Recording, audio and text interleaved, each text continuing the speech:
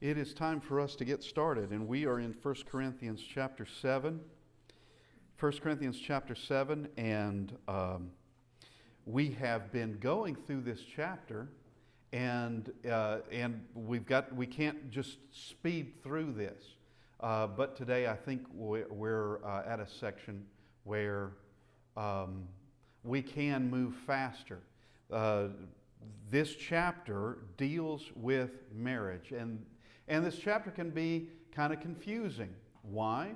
Because we have sections, as we explained last week, we have sections in this chapter where it is, we have words like verse 10, now to the married I command, yet not I, but the Lord. And then get to verse 12, but to the rest I, not the Lord, say. And he will say certain things in it that it's his judgment, such as verse 40, but she is happier if she remains as she is. According to my judgment, I think I also have the Spirit of God. That yes, all of this is inspired of God. All of this is true. And we can take it as being inspired of God, but he does make a distinction between what a command of the Lord is and what his judgment is. And his judgment is, as he says, I also think I have the Spirit of God. Meaning what? Meaning that God approves of the judgment, that he's making a proper judgment on this. And so this concerns marriage, and last week we spoke of that, of if you have one spouse that is a member of the church, one spouse that believes, and the other spouse does not believe, the other spouse is not a member of the church, that the one who is, that let them stay together. They have to stay together. And just looking at verse 13, so 1 Corinthians chapter 7, verse 13, and a woman who has a husband who does not believe, if she is willing to live, if he is willing to live with her, let her not divorce him. That she does not have a right to divorce him simply because he doesn't believe in Christ. That he doesn't believe Christ. She does not have that. She does not have that right. And the law of Christ does not bring up anything concerning marriage that wasn't already established. He's just clarifying it and actually going back to the beginning. Polygamy is now over. But from the beginning, there was never a polygamous relationship. There was never to be like that. Giving a certificate of divorce for whatever reason is over. From the beginning, it was never supposed to be like that. That was a concession made by Moses. That was never supposed to be like that. And it is supposed to be husband and wife for life. Will they always get along? Well, you're dealing with two human beings. And the answer to that is no two human beings are always going to get along. They can't. There are two human beings, unless one is just, has no ideas of their own, no opinions of their own, and I don't think I've ever met a person like that. That they're going to have differing opinions, they're going to have different ways of doing things. And that is them as people. Now, we also have different perspectives of male and female. That from that there's going to be different perspectives, and from that alone is going to come with two different perspectives, two different opinions, two different ways of doing something. But add to it personal differences, and people are, in any marriage there is going to be disagreements. In any marriage there's going to be difficulties, and if you think there's not, you're being naive about it. You've got a fairy tale version of life.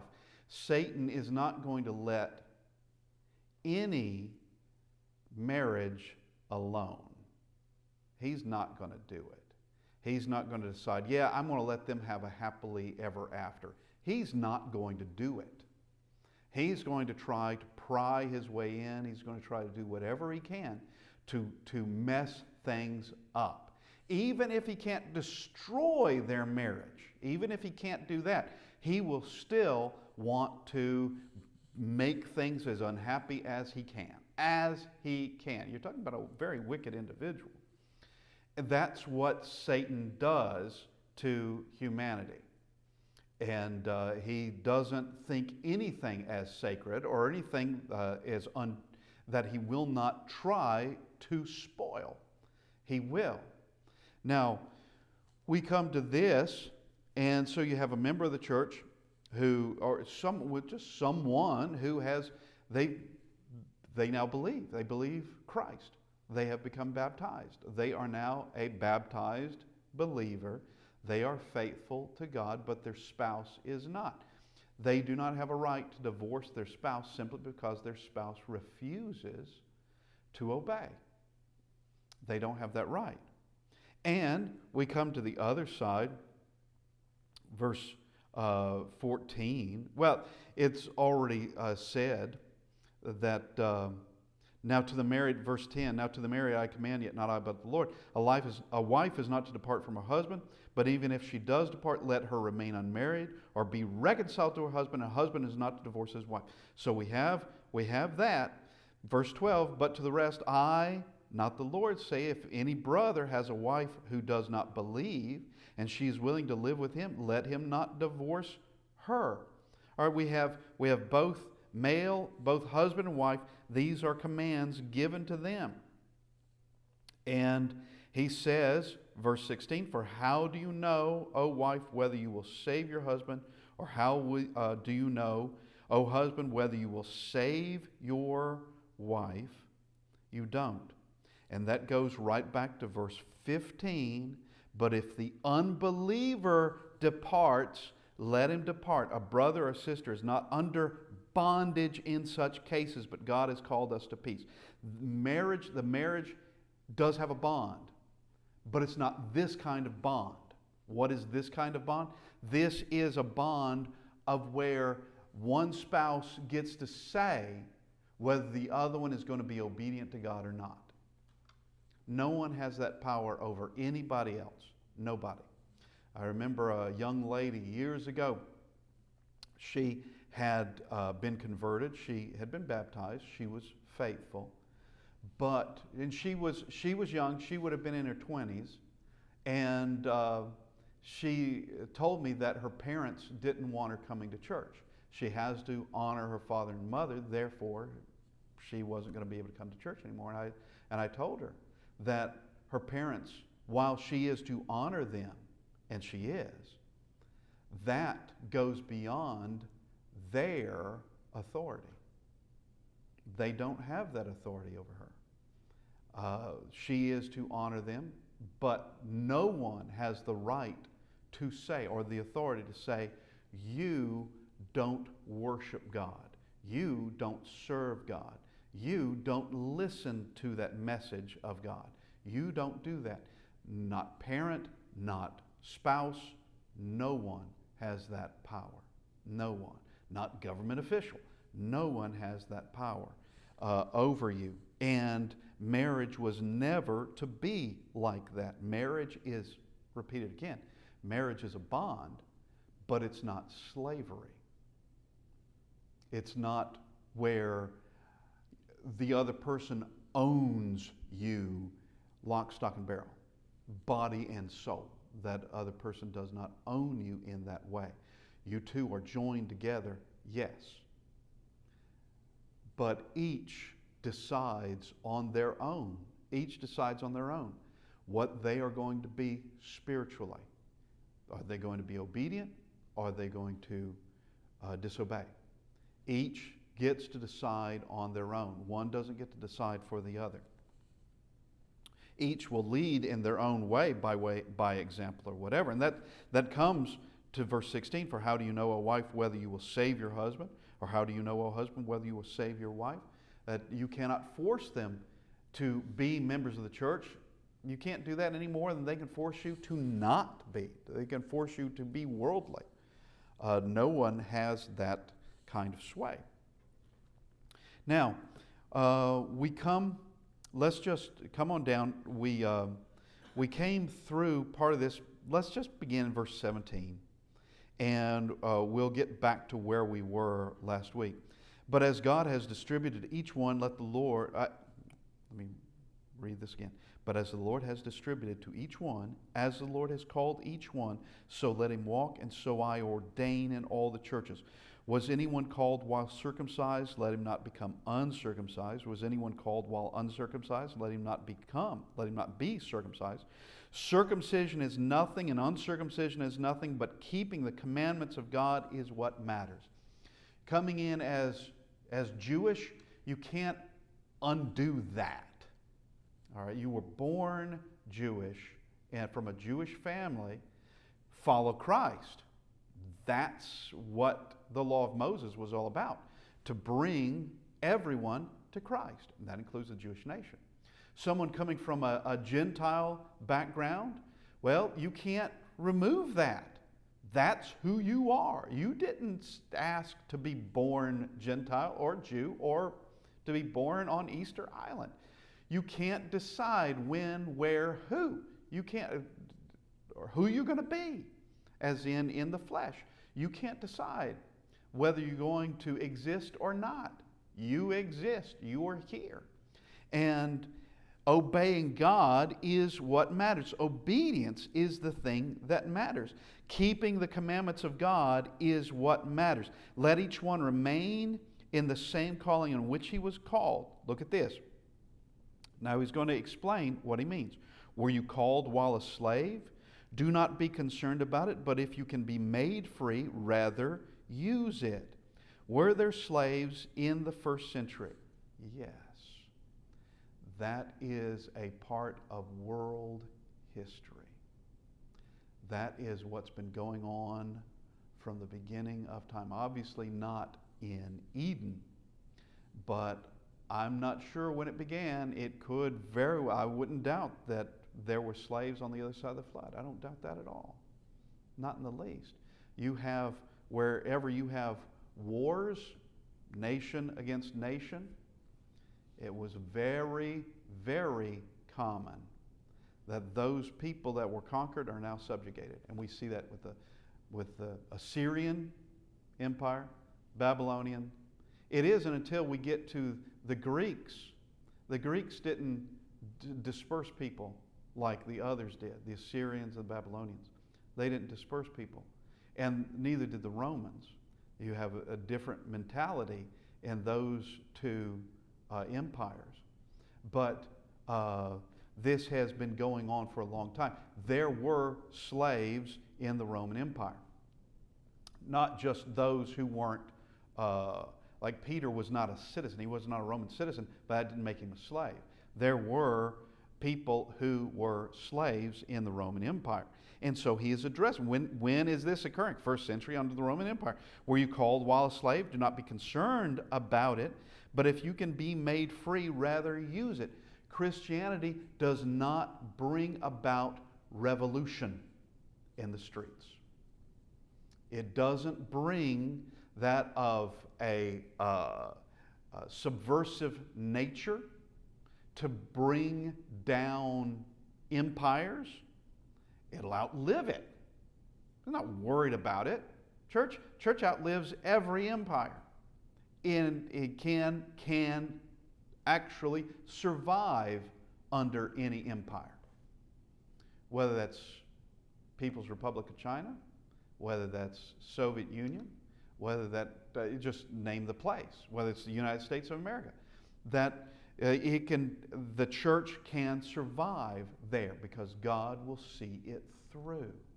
He will see it through. Now, he's saying, if you're called while a slave, all right, that's what you are. But if you can be made free, rather use it. Okay, then it doesn't say you're stuck where you are. This isn't like Hinduism, where there's a caste. There's a caste system. You were born untouchable, that's all you can ever be, untouchable. If you were born Brahmin, then you are top tier, and there's nothing you can do to bring you down. You are at the top. And there are all these various levels under Hinduism. Under Christianity, that's not the case. You can be born from a very low social standing and rise up. You can be someone born of high standing and plummet. You can do either one. There is no stratification, you could say. There is no tier level.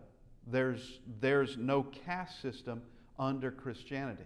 None at all. Now, under certain societies there are, but it didn't come from Christ under certain societies. And I've not experienced it, obviously I can't, but with that of the British society, traditionally, things may be changing, but you did have a class system there, and you could tell someone's class by their accent. And someone with a Cockney accent would be looked down on years ago, and some people would try to get out and change their accent so that they couldn't be so easily identified. Now, I'm saying that. I realize this is a chapter on marriage. I'm saying that because of what he's saying in this, that Christianity doesn't bring about violence in the street, doesn't bring about coups, it doesn't bring about that of revolution and subversion or anything like that. Romans chapter 13, you can see it there. You can see it plain in Romans chapter 13, beginning of that chapter, that we are subject to the governing authorities. And but he says, if you can change it, if you can change this, and that is, you called as a slave, if you can be made free, rather use it. For he who is called, verse 22, so 1 Corinthians chapter 7, verse 22, for he who is called in the Lord while a slave is the Lord's freed man. Likewise, he who is called while free is Christ's slave. You were bought at a price. Do not become slaves of men. Brethren, let each one remain with God in the state in which he was called. Okay. Do not become slaves of men. Well, that if we look back at verse 15, but if the unbeliever departs, let him depart. A brother or sister is not under bondage in such cases, but God has called us to peace. All right, that would be if there was that kind of bond where the unbeliever departs and insists that the believer depart too, or leave God to keep the marriage together. To leave God to keep the marriage together. Well, that is being a slave of men. Absolutely being a slave of men.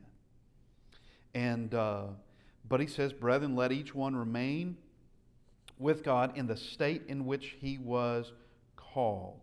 And all this is going to come down to verse 26 because of the present distress. We got to go through verse 25 first. Now concerning virgins, I have no commandment from the Lord, yet I give judgment as one whom the Lord in his mercy has made trustworthy. He is going to be writing this down. Obviously, these are inspired words. They're his judgment and they're inspired? Yes, let me explain. They are his judgment, and he's saying it's his judgment. And it's his judgment because of the present distress. Well, the present distress, what is that? Don't know. I have no idea. But it was something that was affecting Corinth. Whatever it was affecting Corinth, at least at that point in time in the first century. Was it all the way through the first century? I can't tell you what it is, so I don't know if it did or not. Whatever it was, they understood what it was.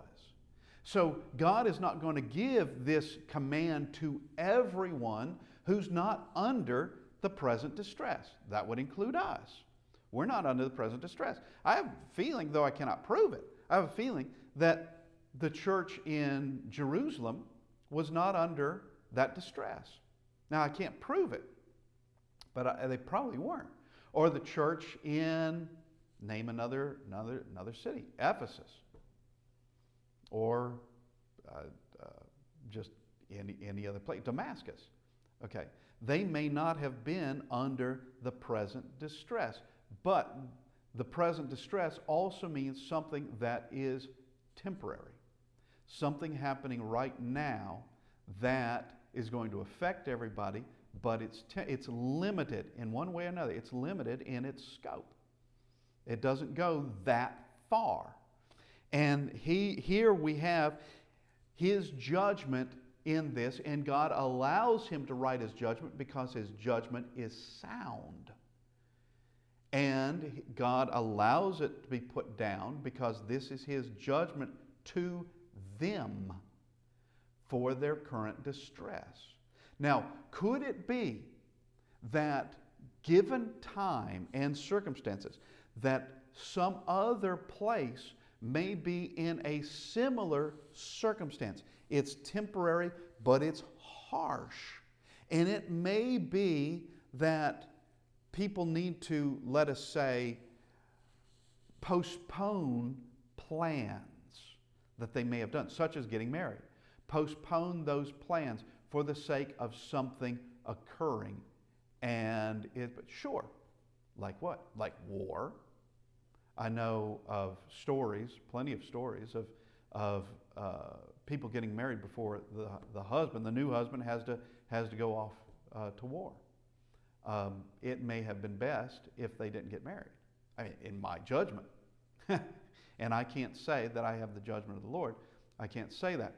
But it would seem that there are certain times when it's best to postpone certain things that are going to change your life, because of extreme circumstances. Now, is it wrong for someone to get married in such a case? No, it's not. It's not morally wrong.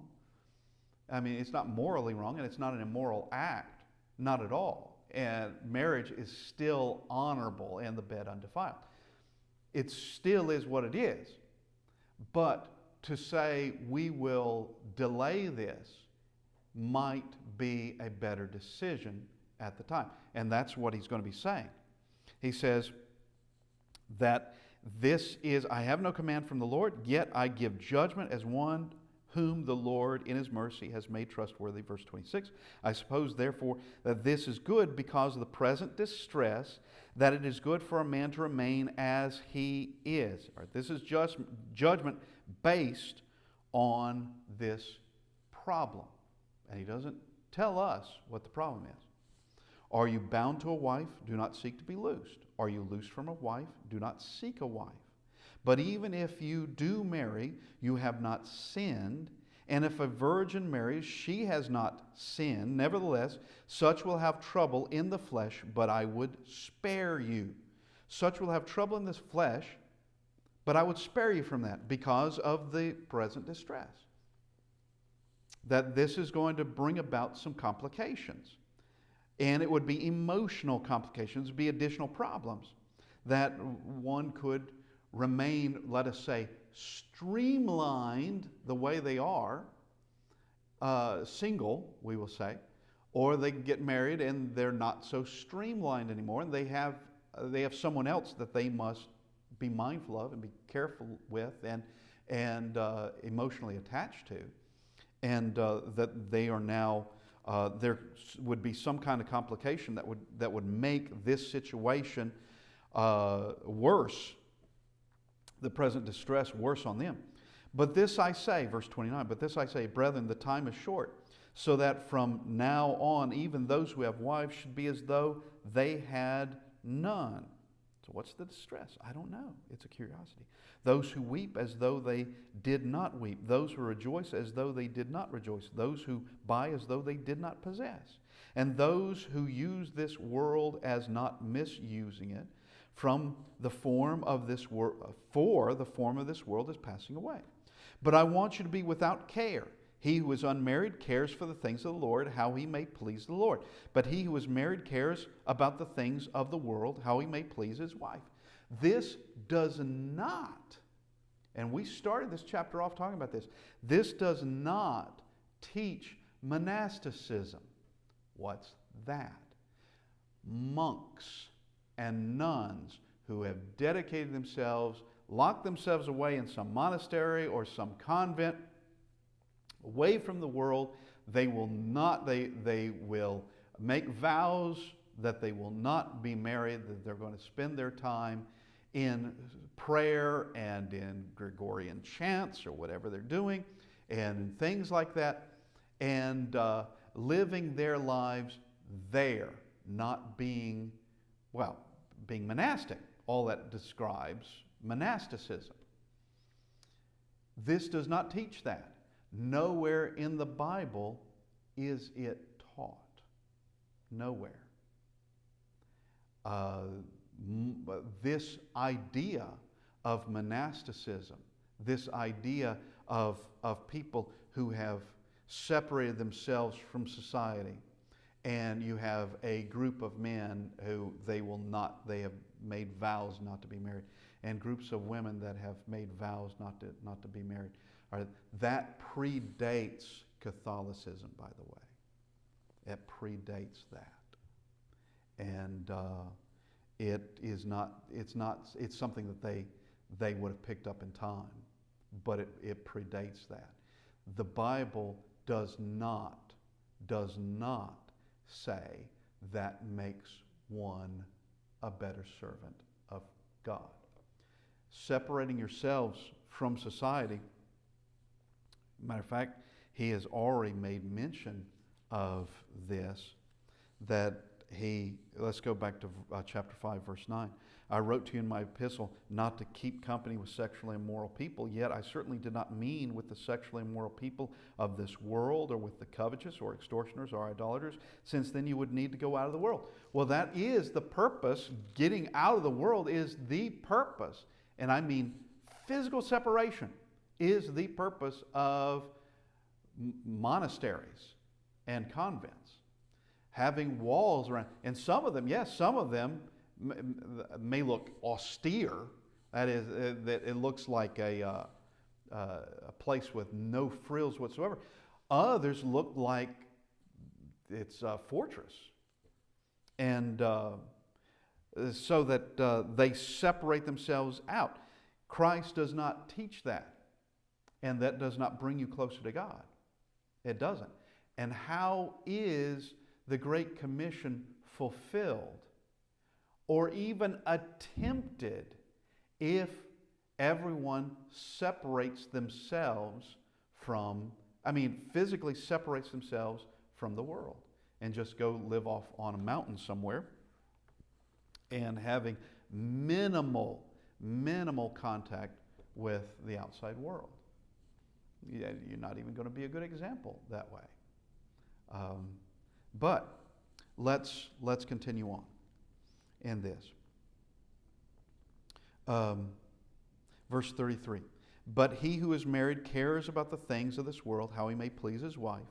There is a difference between a wife and a virgin. The unmarried woman cares about the things of the Lord, that she may be holy both in body and in spirit. But she who is married cares about the things of the world, how she may please her husband.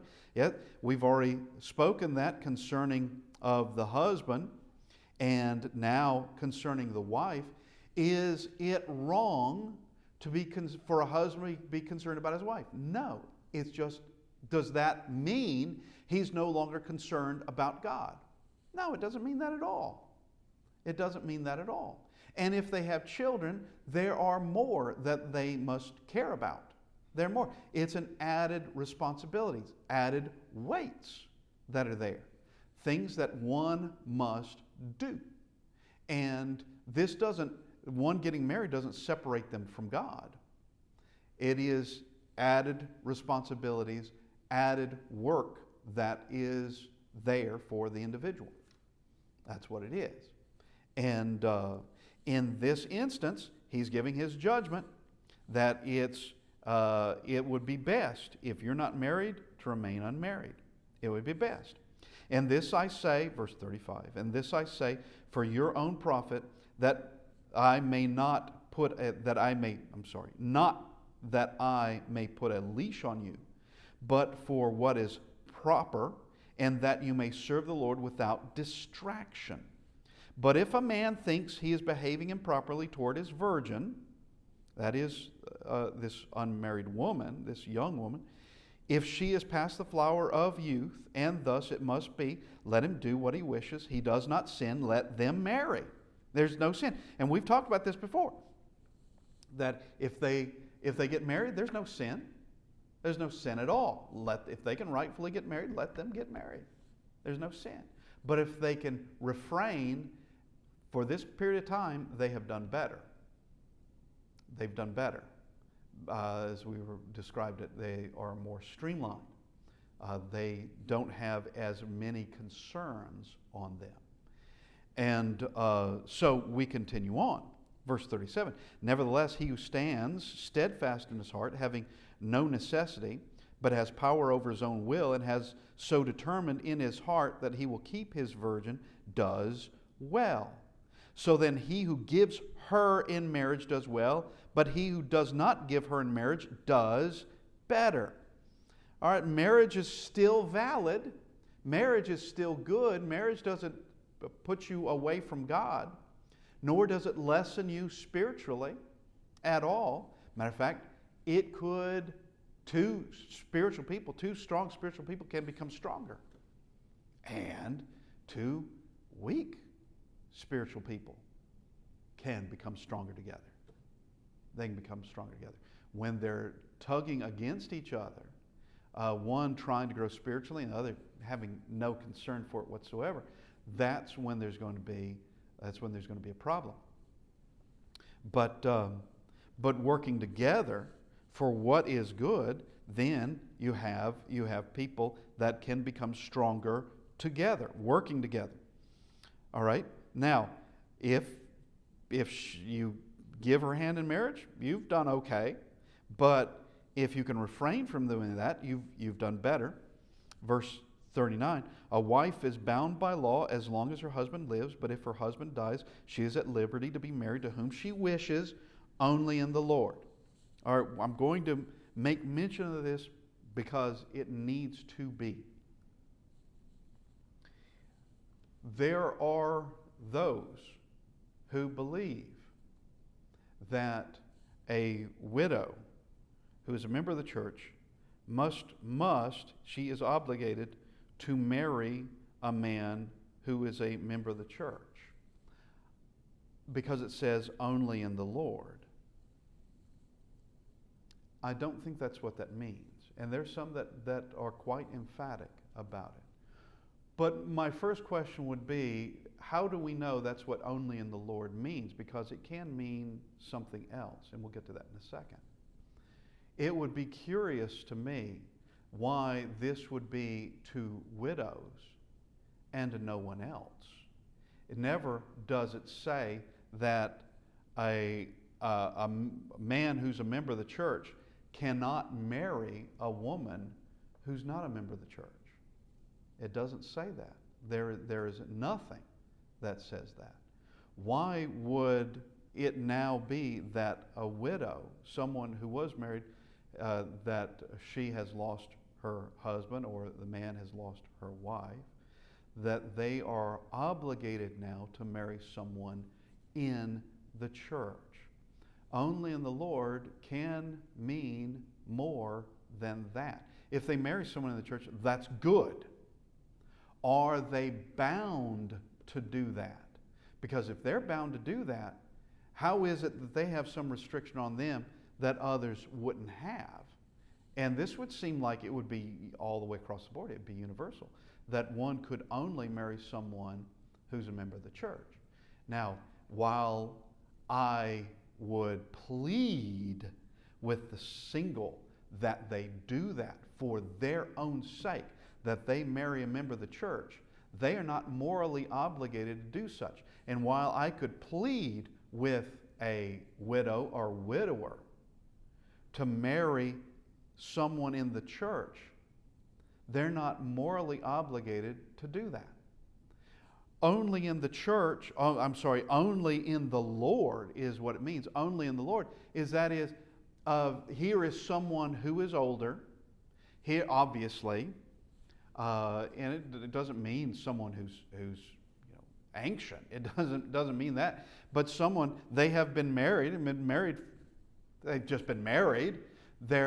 So you have a wife, her husband has died, and in this particular example, and she is free to remarry. Yes, that's what this verse just said. She's free to remarry. Only in the Lord means what? It would be she can marry someone who has a right to get married. And we have discussed this already, that someone can in fact lose their right to be married. That can happen. And we read from Matthew 19. We've read that. Specifically in this class, in our Wednesday night class, we've gone farther than that, reading the account in Mark and also Matthew 19. That there's only one reason for divorce, one legitimate reason for divorce, and that's adultery. That's it. And someone who divorces their wife, and their wife didn't commit adultery, they've done something. They've done harm to themselves. They've done harm to themselves. And someone who divorces their wife has done nothing against them. Or, we will say the guilty party, you have a wife who has committed adultery. She has been put away. She's been put away legitimately by her husband because she broke the bond. She broke the trust that is there. And she is divorced. She does not have a right to remarry. Now, go back to that first example. A man puts away his wife, divorces her. She has not committed adultery. She's not done anything. He doesn't have a right to remarry. He doesn't have a right to remarry. He can't just put her away for any reason and then go and remarry another. He doesn't have a right to remarry. And God knows that if He knows, when I say that, I mean He knows above any of the rest of us, that if we were allowed to do that, well, there would be nothing but confusion. There'd be nothing but broken homes everywhere. That's all we would, of course, we have broken homes. It's because everywhere, because no one's following the will of God, or very precious few are doing it. And that if marriage and divorce were that easy, then it would just be a casual thing. And it's not meant to be that way. It is a powerful bond. It's the most powerful bond you will have between two people on this earth. The most powerful one. But there's a greater bond between the individual and God, or there's supposed to be. There's a greater bond that is there. Now, let's continue on, and we'll finish this chapter. In that, we finished verse 39.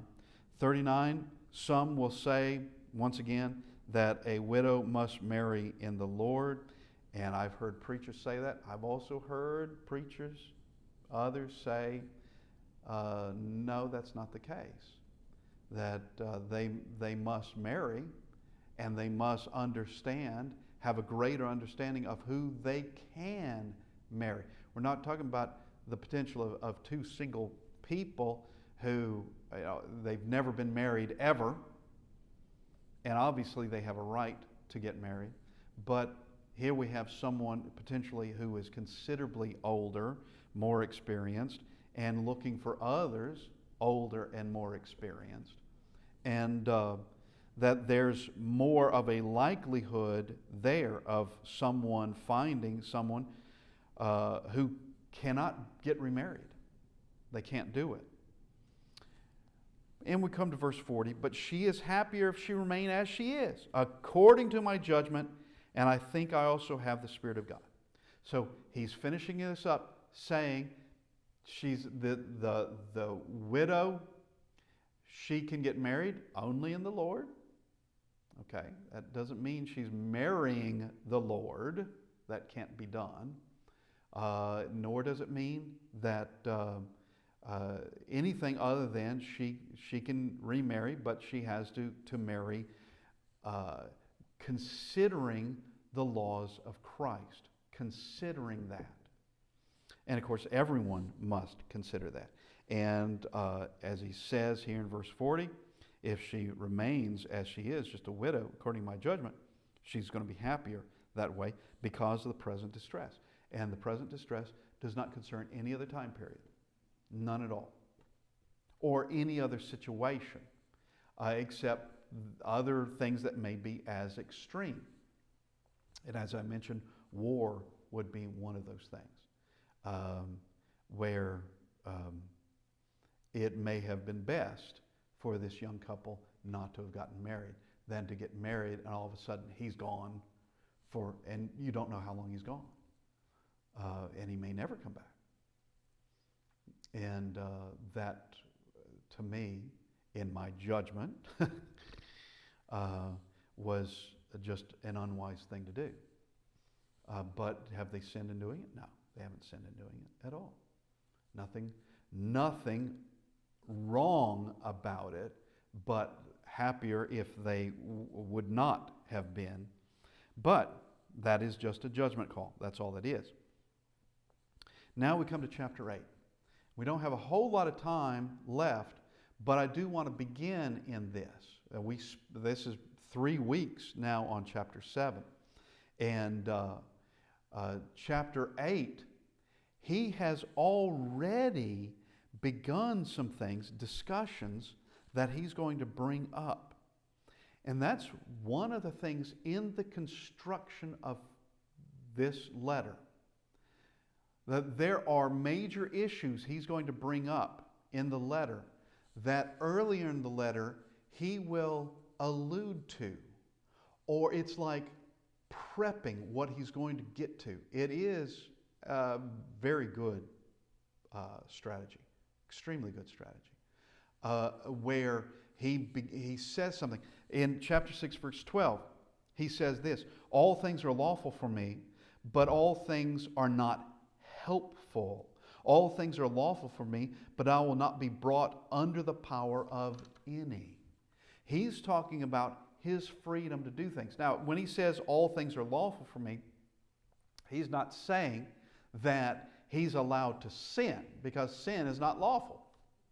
Sin isn't lawful at all. He's not allowed to be an extortioner, or to be an idolater, or to be a homosexual, or to be a thief, or to be a murderer. Those are not lawful for anybody.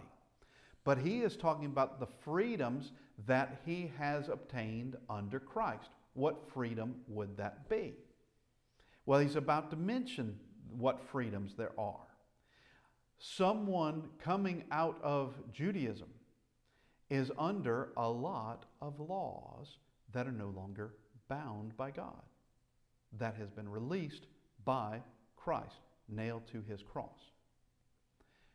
Is anyone still bound by the dietary laws under the law of Moses? The answer to that is no. Does that mean now, just because you're not under the law of Moses, that you must eat pork and catfish and every unclean thing? That was, unclean under the law of Moses. Does that mean that you must do that now? No, it doesn't mean that. Does it mean that you can? Yes, it does mean that you can. It is a freedom. Does that mean that you have to follow that freedom now? No, it doesn't. It doesn't mean it. And that your freedom can become a stumbling block to others. And that's what he's going to get at in chapter 8. 1 Corinthians chapter 8 is using your freedom, a freedom that you have from Christ, that can cause someone else to stumble because they don't have the same faith, they don't have the same understanding, they have misunderstood what you are doing, and they have misunderstood your freedom to do certain things. Now, he's going to be addressing not so much in chapter 8 things concerning Judaism, but things concerning paganism. You have a lot of people in Corinth coming out of paganism. They have been worshiping from the earliest of their memories, taken to those temples, seeing the rituals done in those temples. It has been part of their life. And you have something that's been sacrificed to, just name the god, Poseidon. It could be Jupiter. It doesn't matter who it is. Or use the Roman name Neptune instead of Poseidon. But they have seen the sacrifices there, and it was with the intent of worshiping that idol. It's the intent of that worship that was present in the sacrifice. If they didn't intend on worshiping that idol, then why did you have the sacrifice to begin with? Oh, that's a good question. Yeah, it is with the intent to worship that idol. But what about someone who's a Christian? There we come to it. We're going to get to that next week. That a Christian may eat meat that has been sacrificed to some idol, but the Christian, and which is something that was in fact done in those days, that you had an animal that was sacrificed at the temple, and then at least part of the animal may end up in the marketplace. All right, it was sacrificed in there. And to the pagan, that's all part of worship and recognition of that sacrifice as being legitimate. But what if your intent is not there? What if you have no intention of worshiping that idol? What if you don't have that? What if you see the idol as absolutely nothing, and that Jehovah is God and Jesus Christ is His Son? The meaning of that whole sacrifice goes to nothing. It means nothing. All you have is meat sold in the marketplace. Meat that was created by God. An animal created by God, taken care of by God, and that idol had nothing to do with it. But there are eyes watching you. And there are eyes there in the city that they may come to different conclusions. You may have every right, and we'll get to it next week.